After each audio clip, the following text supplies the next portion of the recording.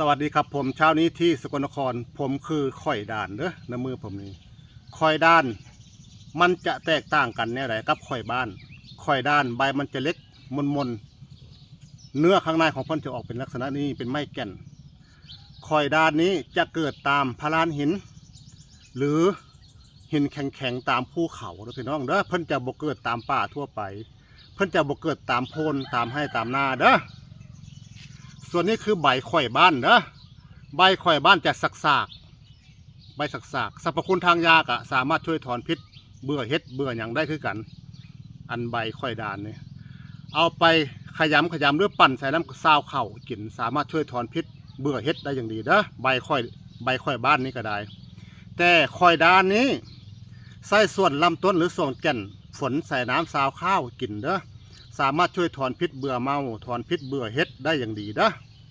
ข่อยด่านนี่เป็นไม้แข็งแก่น40 ปี50 ปีกับต้นบ่อใหญ่เพราะเพิ่นแก่นพ่ออย่างเพิ่นเกิดอยู่ตามพลานหินเพิ่นยังสามารถช่วยไปบรรเทาอาการพวกปวดฟันเด้อไผเป็นฟันแมงฝนข่อยด่านนี่ใส่น้ำจักหน่อยเพราะเป็นตุ่มแล้วเอาสำลีไปชุบแล้วเอามาอุดบริเวณที่ท่านปวดฟันเป็นแมงประมาณสัก1 นาทีหรือนาทีกว่าๆอาการปวดฟันเป็นแมงของท่านจะบรรเทาเบาบางหรือดีขึ้นหรือหายลองหาใส่กันเบิ่งเด้อซึ่งมันจะแตกต่างกันกับข่อยบ้านนะพี่น้องเด้อข่อยบ้านเนื้อของเพิ่นนั้น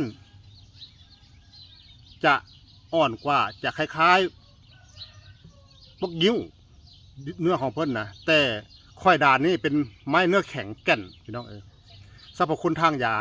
ข่อยด่านนี้จะดีกว่าข่อยบ้านเด้อพี่น้องเด้อข่อยด่านนี่เอาทุกสิ่งทุกอย่างก่อนกินก่อนใส่อย่าพลาดเชื่อผมจะให้ศึกษาเพิ่มเติมว่าข่อยด่านเป็นอะไรลองพิมพ์เข้าไปดูว่าข่อยด่านหรือข่อยพุทธหรือข่อยผาพิมพ์เข้าไปลองเบิ่งว่ามันเป็นอะไรเนาะพี่น้องเนาะ